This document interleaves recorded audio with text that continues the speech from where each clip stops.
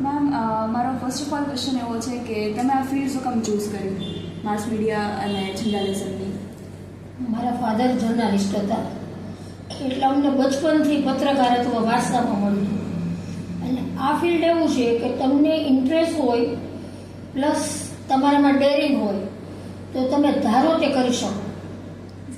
હવે આ જે ફિલ્ડ છે રાઈટ, એમાં રિપોર્ટર્સ જે હોય છે, ડૉક્ટર હોય ને તો એને ખાલી એના ફિલ્ડ પૂરતી જ એને ખબર હોવી જોઈએ, પણ રિપોર્ટર જે હોય છે એને બધા ફિલ્ડ વિશે ખબર હોવી જોઈએ. તો તમે જેટલા પણ ન્યૂઝ કવરઅપ કરો છો બરાબર, તો એની પહેલાં તમે કોઈ પણ સ્ટડી કરતા રહો છો કે કઈ રીતે હોય છે? દરેક વસ્તુનું હોમવર્ક તો કરવું પડે ને, એટલા માટે કે તમે આજે ભણો છો, પહેલાં પ્રાઇમરીમાં ભણ્યા, હાઈસ્કૂલમાં ભણ્યા, પછી હાયર સેકન્ડરીમાં આવ્યા, હવે કોલેજમાં છો, તો દરેક વસ્તુનું એક હોમવર્ક હોય, બેકગ્રાઉન્ડ હોય, પણ કામને શીખવે. એટલે પ્રત્યેક વસ્તુ છે ને પછી તમને જેમ અનુભવ મળતો જાય. બીજું તમારી યાર એક સમૂહ છે તો ક્યારેક આપણને એવું પણ ખબર પડે કે આપણા કરતાં આનો ક્વેશ્ચન ઇન્ટેલેક્ચ્યુઅલ હતું, તો એ રીતે બી એ શીખવા મળે. અને પત્રકારત્વ એક જ સત્ર એવું છે તેમાં રોજ તમને નવું શીખવા મળે. રોજ તમારે અલગ અલગ કિસ્મના નવા માણસોને મળવાનું થાય. હા, સાચી વાત છે.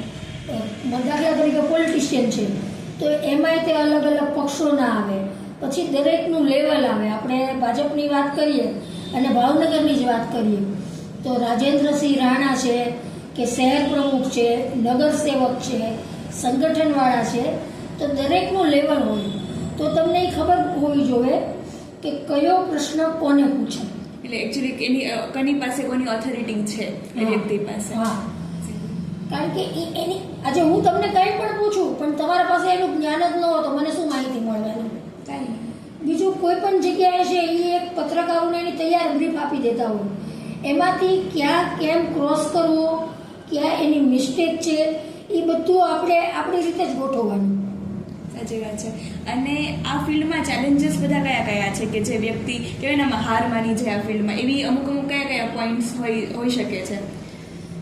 હાર એટલા માટે માનવી પડે કે તમે ખોટા હોય છો. સત્ય છે ને એને કદાચ ટાર્ગેટ અચીવ કરવામાં ટાઈમ લાગે પણ એ એના લક્ષ્ય સુધી પહોંચી શકે છે. મેઇન વસ્તુ એટલી જ છે કે તમે તમારે જે કરવું છે ને તમારો ગોલ છે એ તમારે ભૂલવાનો નથી. ઘણા બધા અંતરાય આવે, તમને રોકવાવાળા આવે, તમને ટોકવાવાળા આવે, પોલિટિકલી પ્રેશર આવે, અધિકારીઓનું પ્રેશર આવે, સગાવાલાનું પ્રેશર આવે, તો એ બધાને ફેસ કરતા તમારે આગળ વધવાનું. તમારો આટલો તો એક્સપિરિયન્સ છે, એટલા વર્ષનો, તમે પોતે લેડી છો બરાબર, તો અત્યારે જે રીતે સરકાર વુમેન એમ્પાવરમેન્ટ ઉપર જાજો ફોકસ આપે છે, તો તમારી પાસેથી એક એવી પીસ ઓફ એડવાઇસ જોઈએ છે કે જે લેડી પણ આ ફિલ્ડમાં એન્ટર થતી હોય તો એમ તમે શું એક પીસ ઓફ એડવાઇસ આપી શકશો? સરકાર તો પછી આવી, આની પહેલાં જ્યારથી ઇલેક્ટ્રોનિક મીડિયા આવ્યું તો તમે એના દરેક એન્કર જુઓ, ઓન ધ સ્પોટ એ લોકોની આગળ ક્વેશ્ચન લખેલા હોતા નથી. તમે કાંઈ પણ પૂછો તો તમને ક્યાં ક્રોસ કરવો એટલે એવું તરત એટ એ મોમેન્ટ એના મનમાં ન આવે, પણ એનું હોમવર્ક છે કે ભાઈ મારે અત્યારે આની સાથે વાત કરવાની છે તો એ મને આમ જ કહેશે તો મારે એમને ક્યાં પકડવાના છે. એટલે દરેક વસ્તુનું તમારી આગળ હોમવર્ક હોવું બહુ જરૂરી છે. એટલે તો કોઈ પણ માણસ તમને ગમે એ સમજાવી દે. સાચી વાત છે. અને પડકાર તો ડગલે ને પગલે આવે. મેં કીધું ને કે પ્રેશર આવે, પછી ક્યારેક તમે જે મીડિયામાં, છાપામાં, ચેનલમાં કામ કરો છો, હવે તમારા માલિક છે એની યાર સેટિંગ કરી લે તો તમે ગમે એટલું લખીને અને હવે તો યુગ છે ને સોશિયલ મીડિયાનું છે. લોકોને કાંઈ પણ ઘટના બને ને તો એટ એ મોમેન્ટ જોવે છે. આજે સમાચાર ટીવીમાં છે તો રાત્રે 8:30 આવે, છાપામાં છે તો બીજે દિવસે સવારે આવે. બીજું એક ગેઝેટ બધા જ દેશના બધા જ લોકોના હાથમાં છે, બધા જ પત્રકાર બની ગયા. ગમે ત્યાં કાંઈ પણ ઇન્સિડન્સ બને તો એ લોકો તરત જ રેકોર્ડેડ વિડીયો, ઓડિયો બધું મોકલી આપે છે. તો એની અંદર કેટલું તથ્ય છે. આજે જે હું કરું છું એ મારી સમજ પ્રમાણેનું છે, તો અમારે એમાંથી સત્ય શોધવાનું હોય. એક્ઝેક્ટલી. આ એક નીટના સ્કેમમાં એક છોકરીની વાત બહાર આવી હતી કે એને છે ને ખોટો એન્ટી એને મેસેજ કર્યો હતો, તો એ જે રિયાલિટીમાં એ જે લોકોએ પત્રકારે શોધી કાઢ્યું એ કામ ઘણું સરાહનીય છે.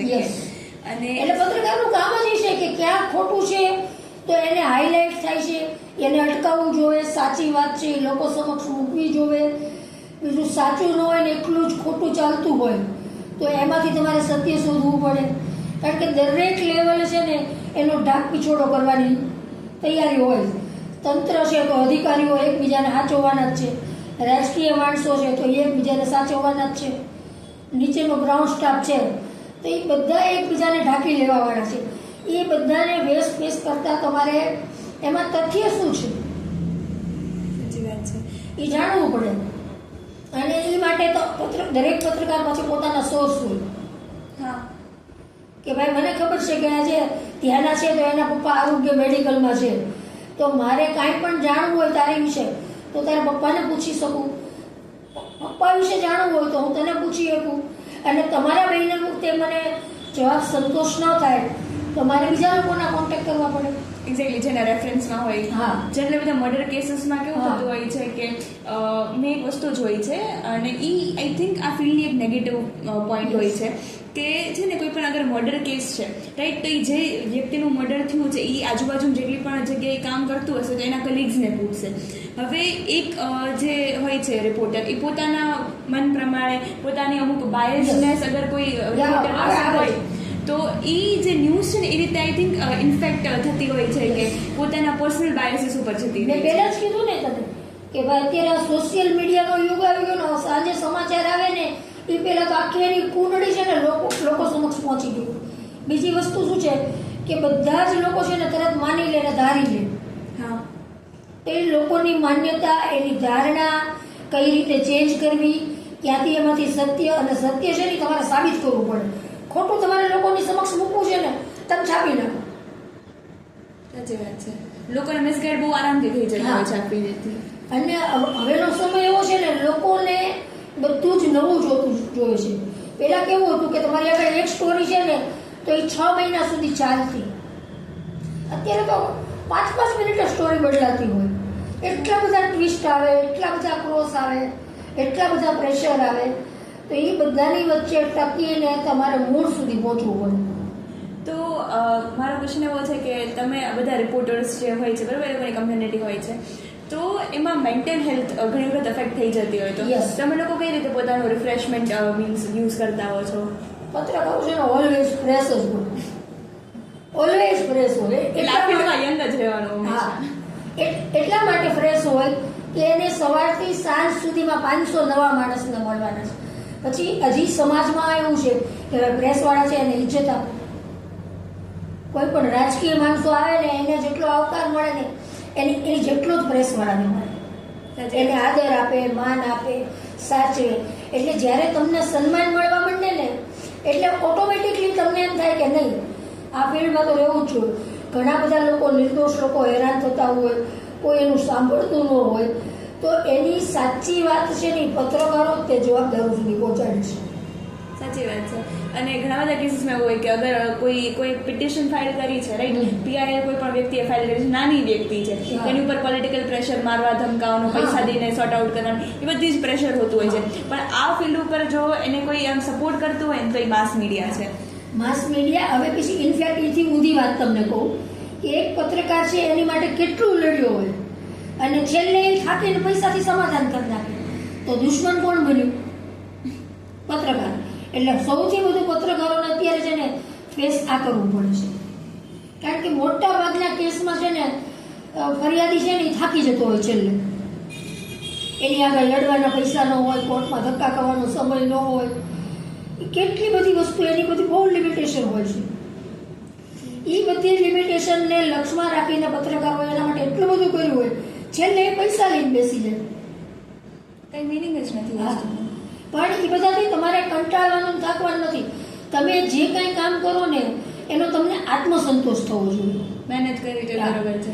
કે આજે હું કોઈ પણ જગ્યાએ કવરેજમાં જાઉં, શૂટિંગ કરું, એની સ્ટોરી બનાવું, એની સ્ક્રિપ્ટ આપું, એન્કર છે એ વાંચે, એડિટિંગવાળા એડિટિંગ કરે, ટીવીમાં આવે, પણ ઘણા બધા સમાચાર એવા હોય ને કે જે કર્યાનો તમને સંતોષ થાય. એટલે પત્રકારો કરે તો ખૂબ જ બધું ઘણું કામ કરે છે, પણ મહત્વની વસ્તુ એ છે કે બહુ ઓછી જગ્યાએ સેટિસ્ફેક્શન એને થતું હોય ખુદને. લોકોને તો એનાથી સંતોષ જ છે, પણ કામ કોઈ પણ પ્રકારનું તમે કરો એનાથી તમને સંતોષ થવો જોઈએ. ગમે એ કામ કરો, તમને તમને પૈસા તો મળવાના જ છે, હા પણ કામ એવું હોવું જોઈએ કે પૈસાની સાથોસાથ તમારા પરિવારની સુરક્ષા અને તમારો આત્મસંતોષ, અને 3 વસ્તુ સેટિસ્ફાઈ થાય. હા, તો જ તમે ગમે એટલું કામ કરો. આજે ઘણા બધા પત્રકારો એવા છે કે એને પૈસો જ જોવે છે ખાલી, એનો આત્મસંતોષ નથી એનો. પછી એને જ્યારે સમજાય ને ત્યારે બહુ મોડું થઈ ગયું હોય. સાચી વાત છે. અને પછી કહેવાય ને એ મનમાં એક વસ્તુ બેઠી રહી કે આ ન કર્યું હોત તો વધારે સારું હોત એને કરતા. હા, પણ હવે આખો યુગ જ ખોટાનો છે, એટલે લોકોને બહુ જે સાચા માણસો છે એને જ આવું સેક્રિફાઈસ કરવું પડે છે. બધાને આવું નથી થતું, એટલા માટે કે એના પૈસાથી જ મતલબ છે. અને બીજું, અત્યારની લોકોની જિંદગી એટલી બધી ભાગદોડવાળી, તણાવવાળી, સતત નાનો માણસ હોય કે મોટો માણસ હોય, એક પ્યુન હશે કે કોઈ પણ એક કોર્પોરેટ હાઉસનો માલિક હશે, એ બધા જ તણાવમાં જીવે છે. તમારી આગળ પૈસા નથી તોય તમને તણાવ છે, પૈસા છે તોય તમને તણાવ છે. તો એ બધાની વચ્ચેથી તમારે તમારો પોતાનો તણાવ, તમારી ફેમિલીનો તણાવ, તમારી આસપાસના માહોલનો તણાવ, એ બધું જ દૂર કરીને તમે પત્રકારો એટલા માટે આગળ વધી શકે છે કે એનામાં પોઝિટિવિટી ખૂબ હોય, ઓપ્ટિમિસ્ટિક હોય એટલે જ આગળ નીકળે. એને બી ખોટું ઘણું બધું કરવું પડતું હોય. ક્યારેક છે કે 2 વસ્તુ ખોટી છે તો એને સાચી સાબિત કરવા માટે 4 ખોટી બી કરવી પડે. પણ જ્યારે સાચા લોકોને ન્યાય મળે ને ત્યારે સંતોષ થઈ જાય કે નહીં, ખૂબ સરસ થયું. Hello ma'am, first of all તમારું નામ શું છે? રેખા ઝવેરી. ઓકે, તો મેમ તમને આ ફિલ્ડમાં કેટલા વર્ષનો અનુભવ છે? 40 વર્ષ. ઓહો, તો મેમ દરેક સફળ વ્યક્તિ હોય એની પાછળ કોઈક ને કોઈક વ્યક્તિ એવું હોય છે કે જેને સપોર્ટ કરતી હોય, તો તમને પત્રકાર બનવાનો વિચાર ક્યાંથી આવ્યો? મેં પહેલાં કીધું એમ કે મારો ફેમિલી બિઝનેસ જ પત્રકાર. મારા ફાધર ડેઈલી ન્યૂઝપેપર ચલાવતા હતા, એટલે નાનપણથી 6 વર્ષની હતી ત્યારથી એમની આંગળી પકડીને હું સાથે ફરી છું. ઓકે, એટલે એક તમન્ના હતી કે હું આગળ જઈને આમાં જ કરીશ. પ્રિન્ટિંગ પ્રેસ હતું. કોઈ પણ કામ છે ને તેનું તમને બધું જ આવડતું હોવું જોઈએ. કે ભાઈ દાખલા તરીકે તમારે ત્યાં કોમ્પ્યુટર ઓપરેટર છે, પણ તમને ખબર હોવી જોઈએ કે આને કરતા કેટલો સમય લાગે, આને કેવી રીતે મોડ આપી શકાય, કેવી રીતે શોર્ટ કરી શકાય, તો એ બધું જ કામ શીખવું પડે. અને મેં 15 વર્ષ નેશનલ ન્યૂઝપેપરમાં કામ કર્યું છે. 7 વર્ષ ટાઈમ્સ ઓફ ઇન્ડિયા, 8 વર્ષ ઇન્ડિયન એક્સપ્રેસ ગ્રુપ. આ બંને છાપા એવા હતા કે એની ગુજરાતી અંગ્રેજી એડિશન આવતી, પ્લસ મલ્ટી સિટી એડિશન હતી. કે ટાઈમ્સ ઓફ ઇન્ડિયા છે તો હું જ્યારે એમાં કામ કરતી ત્યારે એ 14 શહેરમાંથી બહાર પડતું હતું. ઇન્ડિયન એક્સપ્રેસ છે તો એનું મારે ગુજરાતનું જ સંભાળવાનું હતું. તો ઇન્ડિયન એક્સપ્રેસ, જનસત્તાની રાજકોટ, અમદાવાદ અને બરોડા એડિશન, પછી એનું એક બિઝનેસ પેપર આવતું ફાઇનાન્શિયલ એક્સપ્રેસ. તો ગુજરાતી, અંગ્રેજી, હિન્દી બધું જ તમારે ભેગું કરવાનું. હવે તો આ બધા ગેજેટ આવી ગયા કે તમે આમાં નામાં તરત ટ્રાન્સલેટ કરી શકો. એક સમય એવો હતો કે આપણી આગળ મોબાઈલ એ નહોતો, અને સમાચારો મોકલવા તો ફેક્સથી મોકલતા હતા, એસટીડી પીસીઓમાંથી લખાવતા હતા. તો એ સમયની આરે અત્યારે તો બધું બહુ જ ઈઝી છે. અને માત્ર પત્રકારત્વ જ નહીં, એમાં કેટલા બધા ફિલ્ડ હોય છે કે તમારે માસ કોમ્યુનિકેશન કરો, તમે કોઈ પણ ઓફિસની અંદર પબ્લિક રિલેશનનું કામ કરી શકો, કારણ કે તમારે સતત નવા લોકોને આરે મળવાનું છે.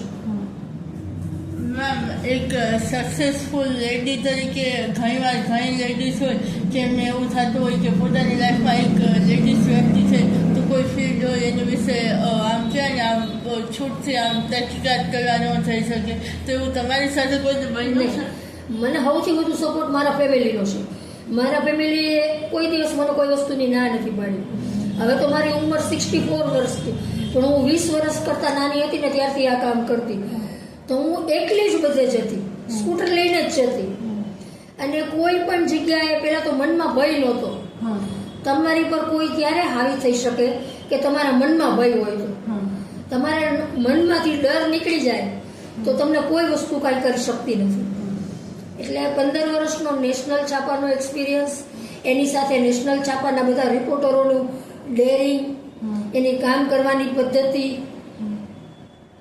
અને પછી મેં પાછા રાજકોટના ગુજરાતી છાપા જોઈન કર્યા. એક ન્યૂઝ સર્વિસ પીટીઆઈ આવતી, ન્યૂઝ ભારતી આવતી, એમાં કામ કર્યું. પછી અત્યારે 25 વર્ષથી મારું એક વીકલી પેપર બહાર પડે છે. 22 વર્ષથી અમારી પોતાની લોકલ ન્યૂઝ ચેનલ ચાલે છે, ન્યૂઝ ટાઈમ નામની. એનું હું બધું કામ કરું છું. મેમ ઘણા એવા સક્સેસફુલ પર્સન છે, ફોર એક્ઝામ્પલ સેલિબ્રિટી, એ લોકો એવું માને છે કે મીડિયા જે હોય છે એને પ્રાઇવેટ લાઈફમાં બહુ દખલ અંદાજી કરે છે, તો એ બાબતે તમે શું માનો છો? આ ફિલ્ડમાં તમે તો જ આગળ વધી શકો કે તમારો ફેમિલીનો સપોર્ટ હોય. કારણ કે તમારે ક્યારે ક્યાં જવાનું છે ને તમને ખુદને ખબર નથી. હવે હું ઘરે જાઉં ને રાત્રે 9 વાગે કોઈકનો ફોન આવ્યો, 11 વાગે ફોન આવ્યો, તો મને એમ લાગે કે ફોનથી પતી જાય એવું તો ઠીક છે, એટલે કે તમારે રૂબરૂ જવું પડે. તો ઘણા બધા લોકોના લિમિટેશન હોય કે ફેમિલી એ રીતે એને સપોર્ટેડ ન કરતું હોય તો એ નહીં જઈ શકે, તો એનો વિકાસ શરૂ થાય. એટલે ઘણા બધા લોકોની લાઈફ છે એ આ ફિલ્ડની અંદર ડિસ્ટ્રોય પણ થઈ જતી હોય.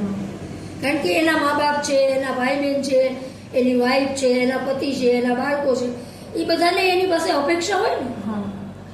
મેમ પછી તમારે તો દરરોજ તમે મીડિયા પર્સન છો એટલે દરરોજ નવી નવી ઘટનાઓ ઉપર કામ કરવાનું, પણ તમારા જીવનમાં કોઈ એક એવી ઘટના બની છે કે જે ન્યૂઝ તમને છાપવામાં કે કામ કરવામાં આમ કહેવાય ને આમ પર્સનલી આનંદ થયો હોય કે આ ન્યૂઝ બહાર આવવા જ જોઈએ?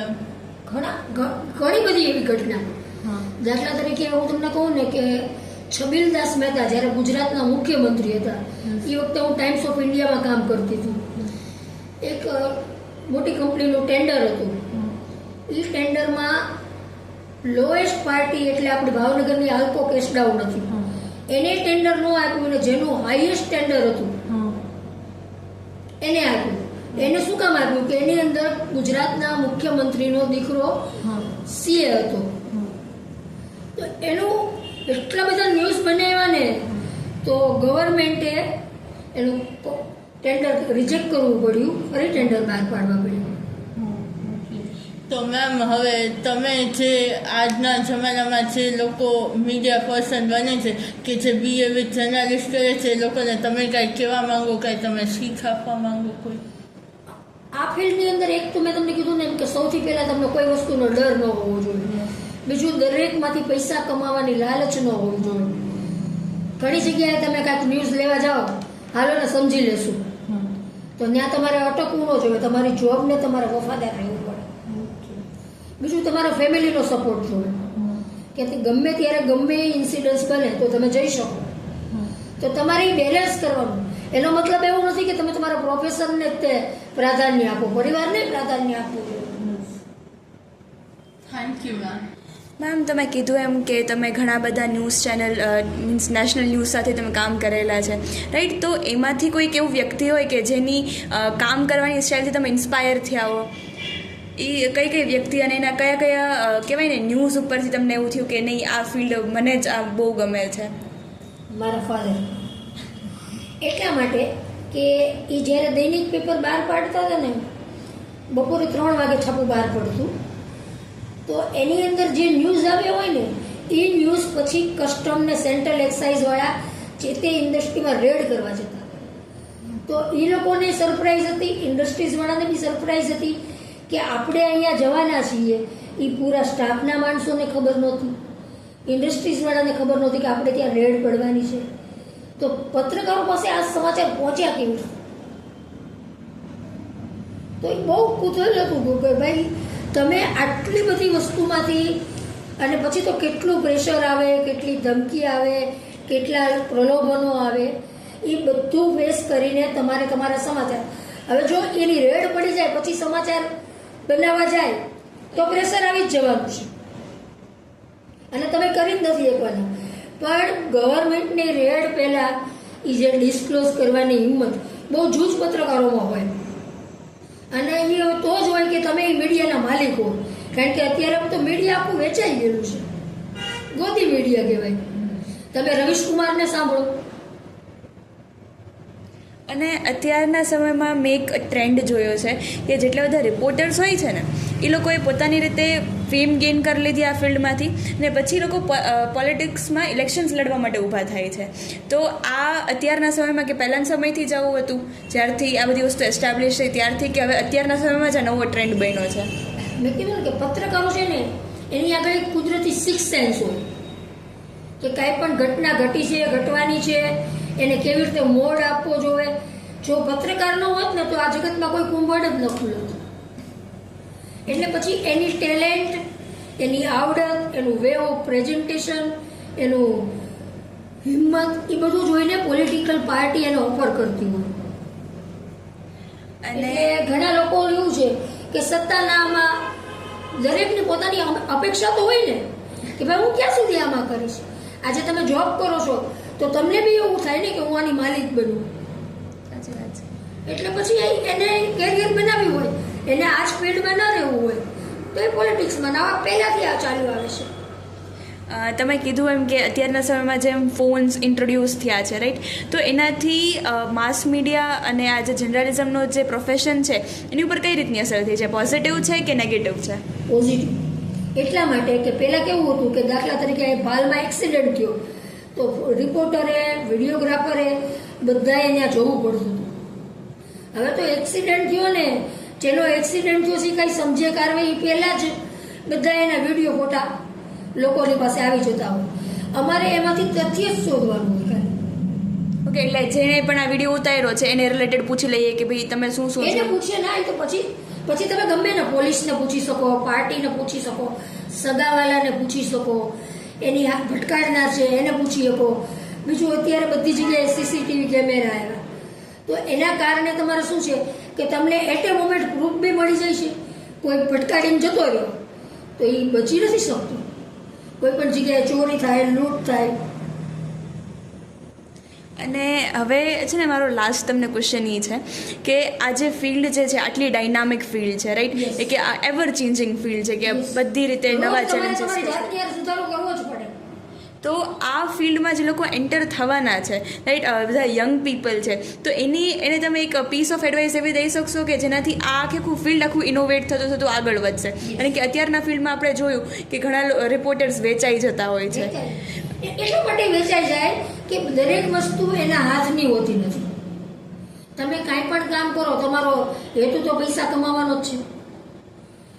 પછી તમે કદાચ એના પ્રલોભનમાં ન આવો તો તમારી પર પ્રેશર આવે.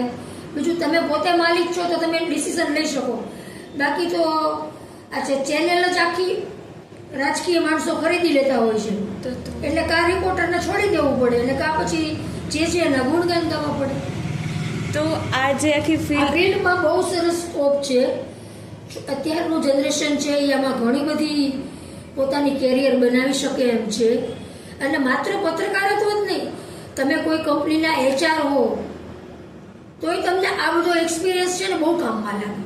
તમે એના પબ્લિક રિલેશન ઓફિસર હો, પછી તમે ટીવીના એન્કર હો, તમે RJ બનો, વિડીયો જોકી બનો, તો આ બધું તમારી સિક્સ સેન્સ છે ને એ તમને સતત આગળ ધપાવે.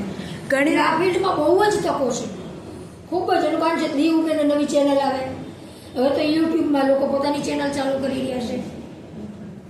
ઘણી વખત અત્યારના સમયમાં નહીં પણ પહેલાંના સમયમાં કે જ્યારે આ ફિલ્ડનું ઇમ્પોર્ટન્સ એટલું નહોતું તો ત્યારે તમારે ઇમ્પોર્ટન્સ તો હતું જ પહેલેથી. મેં તમને કીધું ને કે ભાઈ પત્રકાર ન હોત ને તો વિશ્વનું એક પણ કુંભળ જાહેર ન થયું. રાજકીય માણસો તો એની સત્તા છે, ઘરેથી ઠરાવ કરીને લાવે, કરી શકે. આ હમણાં જ અમુક જે 3 નવા કાયદા આવ્યા, લાઈક BNS ને BNSS ને BSA, બરાબર. તો હવે આ કાયદા વિશે તમારે જો રિપોર્ટિંગ તમે કરતા હો છો તો તમારે સૌથી પહેલાં બધા કાયદા વિશે જાણવું પડે. એ બધી પ્રાયર અન્ડરસ્ટેન્ડિંગ, એ બધું આમ થોડુંક આમ હેક્ટિક કામ હોતું હોય છે. ના, પણ અમે કેવું છે કે જે તે સમય પહેલા છે ને, મને દાખલા તરીકે મારે હોસ્પિટલમાં જાઉં છું તો એના ડીન છે, એના સુપ્રિન્ટેન્ડન્ટ છે, એના જે તે ડિપાર્ટમેન્ટના હેડ છે, તો હું એને પૂછી લઉં પહેલેથી જ કે ભાઈ આમાં લિમિટેશન શું અને શું થઈ શકે, આમાં કેટલું સારું થઈ રહ્યું છે અને કેટલું ખરાબ થયું છે. તો એ 3-4 પૈકીના એક માણસ તો મને એના વીક પોઈન્ટ બતાવવાનો જ છે, એક માણસ છે એના પ્લસ પોઈન્ટ બતાવવાનો જ છે. એટલે તમારી આગળ હોમવર્ક હોય તો તમે ધારો એ કરી શકો.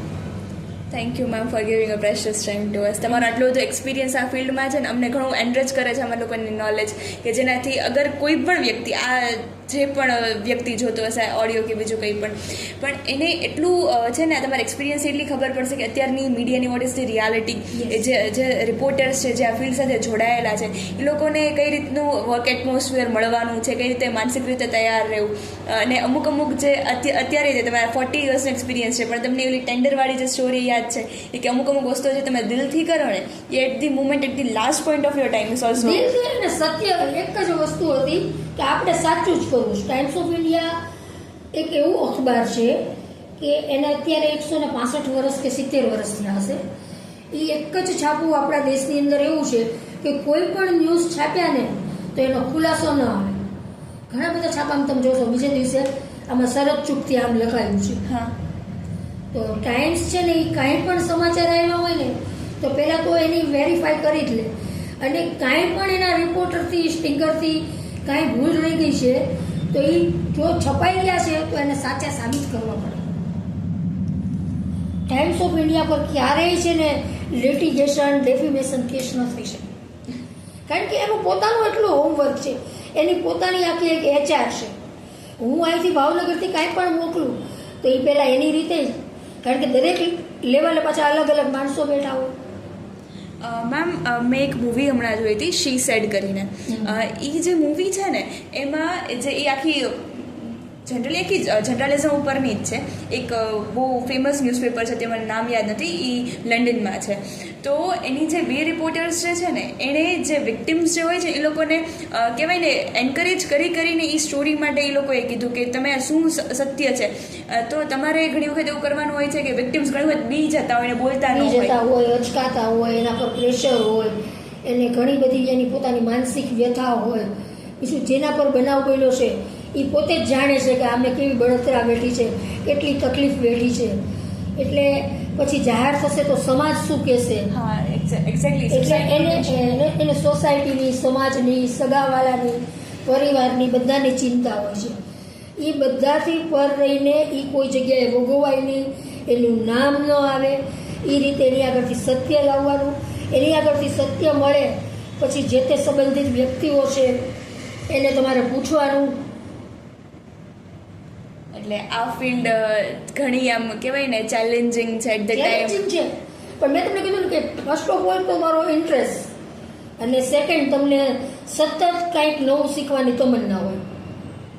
તમારે કંઈક આગળ જ વધવું છે કોઈ પણ ફિલ્ડમાં. એવું નથી કે પત્રકાર જ, કોઈ પણ ફિલ્ડમાં. તો આજે કેટલા બધા ઇનોવેશન સ્ટાર્ટઅપ થઈ રહ્યા છે. પણ આ બધી જગ્યાએ પબ્લિક રિલેશન્સ ઓફિસર જે હોય છે, પછી કહેવાય ને માર્કેટિંગ સ્પેશિયાલિસ્ટ, બધાની જરૂર પડવાની જ છે. કોઈ પણ કંપની છે ને તો એને આફ્ટર ઓલ તો એની પબ્લિસિટી માટે એના PRO ને HR પર જ મદાર રાખવાનું છે. એક માણસ છે એ બધું નથી જોઈ શકવાનું. હા, તો એને ભરોસો હોવો જોઈએ કે ભાઈ આ PRO છે એની આગળ બધું જ હોમવર્ક છે, અને વાસ્તવમાં એવો હોવો જોઈએ. નહીં તો આખી ફિલ્ડ નહીં તો એ વસ્તુ જ કામ નહીં કરે. Thank you ma'am.